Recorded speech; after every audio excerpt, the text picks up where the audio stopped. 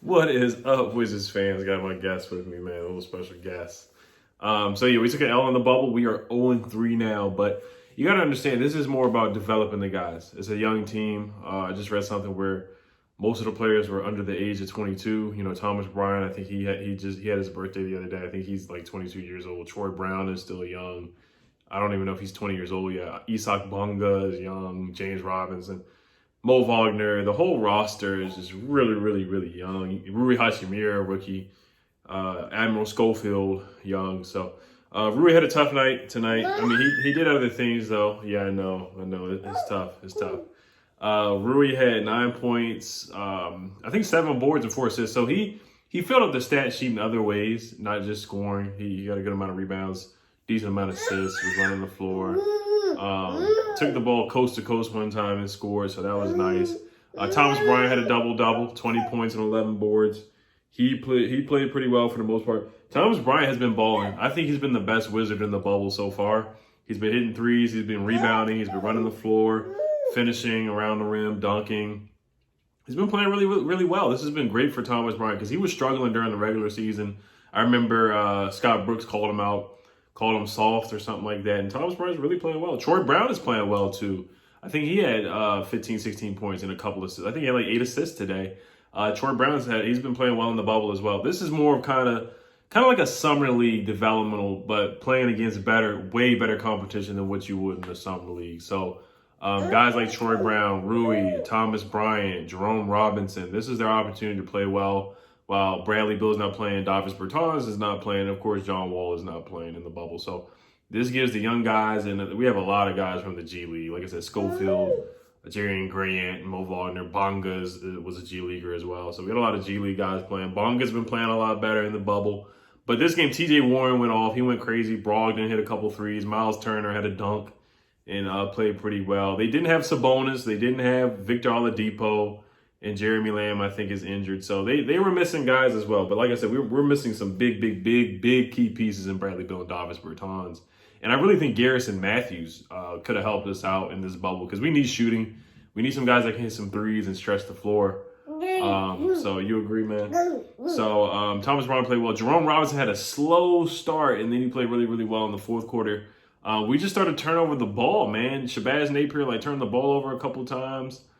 We just got real sloppy. Shabazz had a decent game, but he's turning over the ball here and there. Ish Smith had a couple turnovers too. The guard play, they were scoring, but they just got a little sloppy at some points. And they got a little ugly at one point before the fourth quarter. Somebody hit a buzzer beater. I think it was Aaron Holiday. I can't remember who hit the buzzer beater. It was like 90-68 or something. It started to get a little ugly going into the fourth. And then it's a game of runs. You know, we get down by so much, we make a run. In the beginning of the game, it looked like we had a legitimate chance to win the game. We were hitting shots. Shabazz was cooking TJ McConnell, taking him to the rack, bodying him and all that. And he hit a three. And we were up 26-21. And I think the Pacers coach, Nate McMillan, called a timeout. He made some adjustments, and then they took over the game from there. And TJ Warren was basically unstoppable. He's been going crazy in this bubble. He really has. Mo Wagner, you know, he's got to play a little bit better in the paint. And you know, for the most part, I like the development for the guys. It's really giving an opportunity for guys to play. Like I said, Jerome Robinson and Troy Brown. And watching this, it shows you that Troy Brown Jr. really needs the basketball in his hands to be effective, in my opinion. I don't know. Him playing off ball, it needs a little work. But when he has the ball in his hands, he's controlling, he's dishing, diamond, feeding Thomas Bryant. Made a nice pass up court to Isak Bonga and pushing the break, pushing the tempo. That's where Troy Brown Jr. is at his best. And next year is going to be a little weird because John Wall, of course, is going to be the primary ball handler, and Bradley Beal is going to be the primary ball handler. So Troy Brown could be backup point guard. I think that would be best for Troy Brown Jr. to be a backup point guard for John Wall. And but we still have Ish Smith and Shabazz Napier. We'll see if he comes back next year. So on the bright side is if we lose out, we get a better lottery pick or we get a better chance at the lottery. I still don't think we're going to get a top 5 pick. A lot of people are saying, hey, LaMelo Ball. I don't think we're going to pick high enough to even get LaMelo Ball or even to get James Wiseman. So that's how I feel about the draft. I think possibly at best Obi Toppin out of Dayton or Obun, somebody, his last name is Nyeke out of USC. He's a big man. He actually played with LaMelo Ball and Lonzo Ball at Chino Hills. So That's our best bet in the draft, in my opinion. So maybe we could try to find a scorer. There's this one guy out of Auburn. He can play defense. Can't really shoot, but he can play defense. We need some shooting and scoring, I feel. But we really, really need, our defense is still atrocious. And we're just a young team, turning the ball over, making mistakes here and there.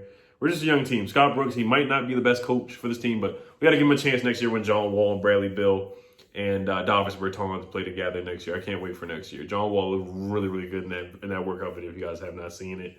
And somebody made a funny joke on Twitter saying Rose Bar is closed now, so Slim is really locked in. So, but yeah, we play again on Wednesday. I think we play I can't even remember. I don't think we play the Bucks, but we play somebody else. I can't remember who we play. We play somebody in the East. But, all right, I'll be making another video. I'm trying to make some more videos and balling in the bubble, man. Bubble trouble. Double trouble in the bubble, man. All right, y'all. Hail to Wizards. Peace.